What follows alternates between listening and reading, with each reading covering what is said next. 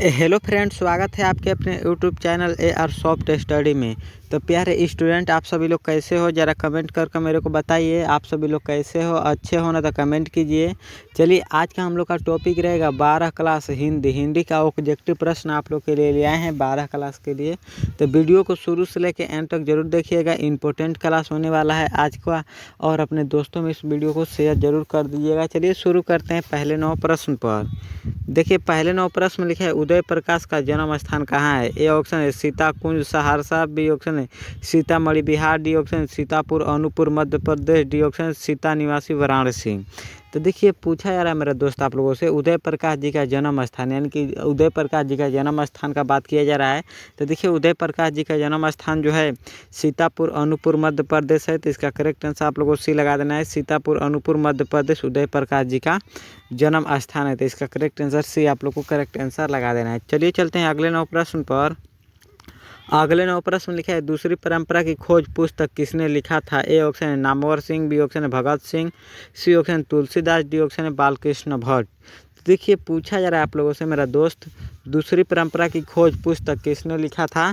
तो देखिए, दूसरी परंपरा की खोज जो है नामवर सिंह जी लिखे थे। तो इसका करेक्ट आंसर आप लोग को लगा देना है। ए नामवर सिंह ने लिखे दूसरी परंपरा खोज की पुस्तक। इसका करेक्ट आंसर ए आप लोग को करेक्ट आंसर लगा देना है। चलिए चलते हैं अगले 9 प्रश्न पर। अगले 9 प्रश्न में लिखा है जयप्रकाश नारायण के अनुसार देश के भविष्य किसके हाथों में है। ए ऑप्शन नेताओं के हाथ में, बी ऑप्शन नई पीढ़ी के हाथ में, सी ऑप्शन है कोटी के हाथ में, डी ऑप्शन है पुरानी पीढ़ी के हाथ में। तो देखिए, पूछा जा रहा है मेरा दोस्त आप लोगों से जयप्रकाश नारायण के अनुसार देश के भविष्य किसके हाथों में है।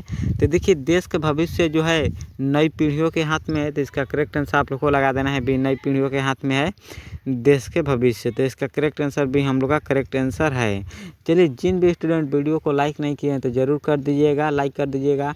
और वीडियो को अपने दोस्तों में इस वीडियो को शेयर जरूर कर दीजिएगा कि आप सब दोस्तों को इस वीडियो का लाभ मिल सके। और चैनल को सब्सक्राइब भी कर दीजिएगा कि तभी क्लास हो के तभी आपके पास इस वीडियो का नोटिफिकेशन पहुंचे, इसीलिए चैनल को सब्सक्राइब भी कर दीजिएगा। चलिए चलते हैं अगले 9 प्रश्न पर। अगले 9 प्रश्न में लिखा है निम्न में कौन सी रचना गुलेरी जी के है। ए ऑप्शन है हारों के हरिनाम, बी ऑप्शन है सुखमय जीवन, सी ऑप्शन है बंधुत्व की बुद्ध की कांटा, डी ऑप्शन है उसने कहा था। तो देखिए, पूछा जा रहा है मेरे दोस्त आप लोगों से गुलेरी जी की कौन सी रचना है। तो देखिए, गुलेरी जी ने कुल 3 कहा मतलब रचना किए थे, 3 रचना लिखे थे गुलेरी जी ने।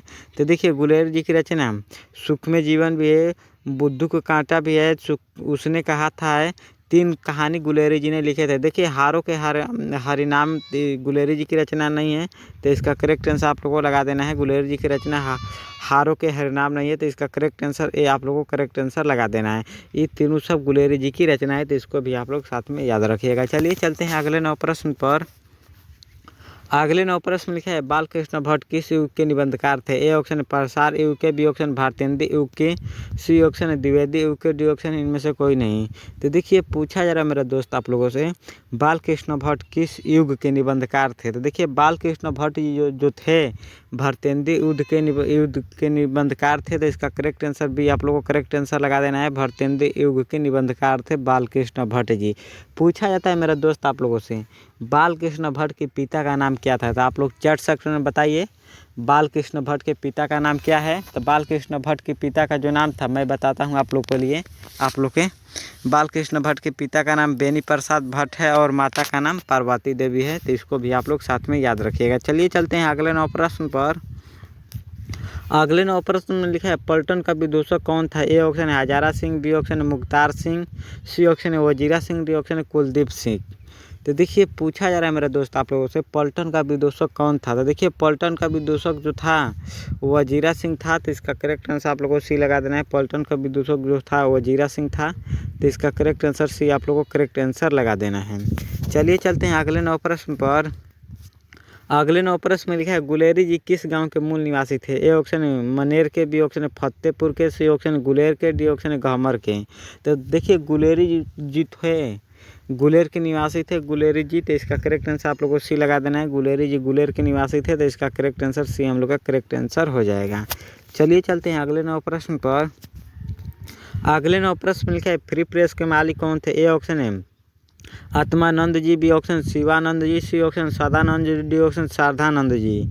तो देखिए पूछा जा रहा है प्यारे साथियों आप लोगों से, फ्री प्रेस के मालिक कौन है? तो देखिए फ्री प्रेस के मालिक जो है सदानंद जी है, नंद जी है। तो इसका करेक्ट आंसर आप लोगों को लगा देना है सी। फ्री प्रेस के मालिक जो है सदानंद जी है। तो इसका करेक्ट आंसर सी हम लोग का करेक्ट आंसर लगा देना है। चलिए चलते हैं अगले नौ प्रश्न पर।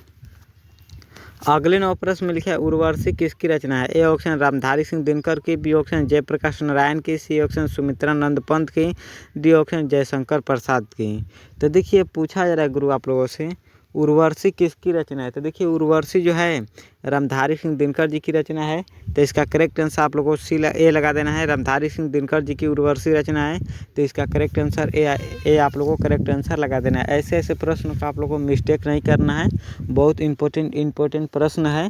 तो ज़रूर सभी प्रश्नों को आप लोग ज़रूर याद कर लीजिएगा। चलिए चलते हैं 10 नौ प्रश्न पर।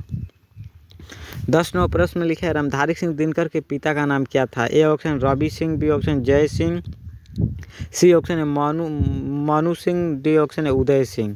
तो देखिए पूछा जा रहा है स्टूडेंट आप सभी लोग से रामधारी सिंह दिनकर के पिता का नाम क्या था? तो देखिए रामधारी सिंह दिनकर का पिता का नाम जो था रवि सिंह था। तो इसका करेक्ट आंसर आप लोगों को लगा देना है। रामधारी सिंह के पिता का नाम रवि सिंह था। तो इसका करेक्ट आंसर ए आप लोगों को करेक्ट आंसर लगा देना है। चलिए चलते हैं अगले नौ प्रश्न पर। अगले नौ प्रश्न में लिखा है युद्ध और शांति की समस्या पर लिखी गई कृति है। ए ऑप्शन है नीलकुसुम, बी ऑप्शन है कुरुक्षेत्र, सी ऑप्शन है रसमर्थ, डी ऑप्शन है इनमें से कोई नहीं। तो देखिए पूछा जा रहा है सर आप लोगों से युद्ध और शांति की समस्या पर लिखी गई कृति है तो कुरुक्षेत्र की है। तो इसका करेक्ट आंसर आप लोगों को लगा देना है बी कुरुक्षेत्र की है। युद्ध और शांति की समस्या पर लिखी गई कृति तो कुरुक्षेत्र की है। तो इसका करेक्ट आंसर बी आप लोगों को करेक्ट आंसर लगा देना है। चलिए चलते हैं अगले नौ प्रश्न पर। अगले नौ प्रश्न लिखा है 10 तस्वीरें के रचनाकार कौन है? A option Jaishankar Prasad, B option Jagdish Chandra Mathur, C option है हरिकृष्ण प्रेमी, डी ऑप्शन है महादेवी वर्मा। तो देखिए पूछा जा रहा है मेरा दोस्त आप लोगों से 10 तस्वीरें के रचनाकार कौन है? तो देखिए 10 तस्वीरें के रचनाकार जो है जगदीश चंद्र माथुर जी है। तो इसका करेक्ट आंसर आप लोगों को बी लगा देना है। जगदीश चंद्र माथुर जी है 10 तस्वीरें के रचनाकार। तो इसका करेक्ट आंसर भी आप लोगों को करेक्ट आंसर लगा देना है। चलिए चलते हैं अगले नौ प्रश्न पर। अगले नौ प्रश्न में लिखा है पीताम्बर में कौन सा समास है? ए ऑप्शन है कर्मधारय समास, बी ऑप्शन तत्पुरुष समास, सी ऑप्शन है बहुवीर्य समास, डी ऑप्शन है अव्ययभाव समास। तो देखिए पूछा जा रहा है मेरे भाई आप लोगों से पीताम्बर में कौन सा समास है? तो देखिए समास ले पूछ दिया है आप लोगों से। तो देखिए पीताम्बर जो है पीला अंबर है जिसका मतलब वीआईपी लोगों का पूछ दिया है, मतलब पीताम्बर वीआईपी लोगों का। तो बहुवीर्य समास हो जाएगा पीताम्बर। तो इसका करेक्ट आंसर आप लोगों को गलत नहीं लगा देना है, बहुवीर्य समास पीताम्बर हो जाएगा। तो इसका करेक्ट आंसर सी आप लोगों को करेक्ट आंसर याद रखना है। चलिए चलते हैं अगले नौ प्रश्न पर। अगले नौ प्रश्न लिखा है भरपेट में कौन सा समास है? ए ऑप्शन अव्ययभाव समास, बी ऑप्शन तत्पुरुष समास, सी ऑप्शन कर्मधारय समास, डी ऑप्शन है बहुवीर्य समास। तो देखिए भरपेट में जो समास है अव्ययभाव समास है। तो इसका करेक्ट आंसर आप लोगों को लगा देना है ए। भरपेट में जो है अव्ययभाव समास है। तो इसका करेक्ट आंसर ए आप लोगों को करेक्ट आंसर लगा देना है। चलिए चलते हैं अगले नौ प्रश्न पर। अगले नौ प्रश्न में लिखा है मोपाच्छा कहाँ का थे? ए ऑप्शन इंग्लैंड के, बी ऑप्शन फ्रांस के, सी ऑप्शन है भारत के, डी ऑप्शन है वर्मा के। तो देखिए पूछा जा रहा है मेरा दोस्त आप लोगों से मोपाच्छा कहाँ के थे? तो देखिए फ्रांस के थे। तो इसका करेक्ट आंसर आप लोगों को बी लगा देना है। मोपाच्छा जो थे फ्रांस के थे। तो इसका करेक्ट आंसर बी हम लोग का करेक्ट आंसर हो जाएगा। चलिए चलते हैं अगले नौ प्रश्न पर। अगले नौ प्रश्न में लिखा है अशोक वाजपेयी जी ने कहाँ रहकर स्वतंत्र लेखन किए थे? ए ऑप्शन है बंगाल में रहकर, बी ऑप्शन बिहार में रहकर, सी ऑप्शन पंजाब में रहकर, डी ऑप्शन दिल्ली में रहकर। तो देखिए इसका चैट सेक्शन में आप लोगों को जवाब देना है अशोक वाजपेयी जी ने कहाँ रहकर स्वतंत्र लेखन किए थे। तो इसका जवाब चैट सेक्शन में आप लोग जल्दी से दीजिए। तो देखिए अशोक वाजपेयी जी जो थे दिल्ली में रहकर स्वतंत्र लेखन किए थे। तो इसका करेक्ट आंसर डी आप लोगों को करेक्ट आंसर लगा देना है। दिल्ली में रहकर स्वतंत्र लेखन किए थे। तो इसका करेक्ट आंसर डी हम लोग का करेक्ट आंसर हो जाएगा। चलिए चलते हैं अगले नौ प्रश्न पर। अगले नौ प्रश्न में लिखा है विनोद कुमार शुक्ल का जन्म कहाँ हुआ था? ए ऑप्शन बिहार में, बी ऑप्शन उत्तर प्रदेश में, सी ऑप्शन छत्तीसगढ़ में, डी ऑप्शन है पंजाब में। तो देखिए पूछा जा रहा है मेरा दोस्त आप लोगों से, विनोद कुमार शुक्ल का जन्म कहाँ हुआ था। तो देखिए विनोद कुमार शुक्ल का जन्म जो हुआ था छत्तीसगढ़, रायपुर छत्तीसगढ़ में हुआ था विनोद कुमार शुक्ल जी का जन्म।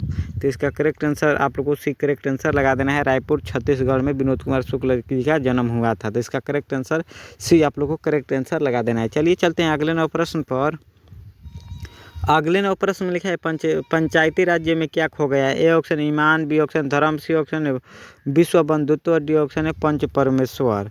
तो देखिए पूछा जा रहा है सर आप लोगों से पंचायती राज्य में क्या खो गया। तो देखिए पंचायती राज्य में पंच परमेश्वर जी ने खो गए थे। तो इसका करेक्ट आंसर आप लोगों को डी लगा देना है, पंचायती राज्य में पंच परमेश्वर जी ने खो गए थे। तो इसका करेक्ट आंसर डी आप लोगों को करेक्ट आंसर लगाना है।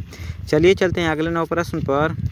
अगले 9 प्रश्न में लिखा है गोडल बिल के चौराहे पर किसकी भीड़ लगी थी। ए ऑप्शन है गाय की, बी ऑप्शन है गाड़ियों की, सी ऑप्शन है लोगों की, डी ऑप्शन है बकरियों की। तो देखिए गोदर बिल के चौराहे पर लोगों की भीड़ लगी थी। तो इसका करेक्ट आंसर आप लोगों को सी लगा देना है, लोगों की भीड़ लगी थी गोदर बिल के चौराहे पर। तो इसका करेक्ट आंसर सी आप लोग को करेक्ट आंसर लगा देना है। चलिए चलते हैं 20 9 प्रश्न पर। ज्ञानेंद्र पति ने कौन सी कविता लिखी है। ए ऑप्शन है हार जीत, बी ऑप्शन है गांव का घर, सी ऑप्शन है उषा, डी ऑप्शन है पुत्र वियोग। तो देखिए ज्ञानेंद्र पति जी ने जो कविता लिखी थी गांव का घर लिखी थी। तो इसका करेक्ट आंसर आप लोगों को बी लगा देना है, ज्ञानेंद्र पति ने गांव का घर कविता लिखी थी। तो इसका करेक्ट आंसर बी आप लोगों को करेक्ट आंसर लगा देना है। चलिए आप लोगों से 20 हिंदी का ऑब्जेक्टिव प्रश्न पूछा गया है। 20 में आप लोगों का कितना सही हुआ है कमेंट करके मेरे को बताइएगा। 20 में सर इतना मेरा सही हुआ है। जिन भी स्टूडेंट वीडियो को लाइक नहीं किए हैं तो ज़रूर कर दीजिएगा, एंड अपने दोस्तों में इस वीडियो को शेयर ज़रूर कर दीजिएगा, एंड चैनल को सब्सक्राइब ज़रूर कर दीजिएगा। चलिए मिलते हैं अगले क्लास में, तब तक के लिए आप लोगों से बहुत बहुत धन्यवाद। जय हिंद।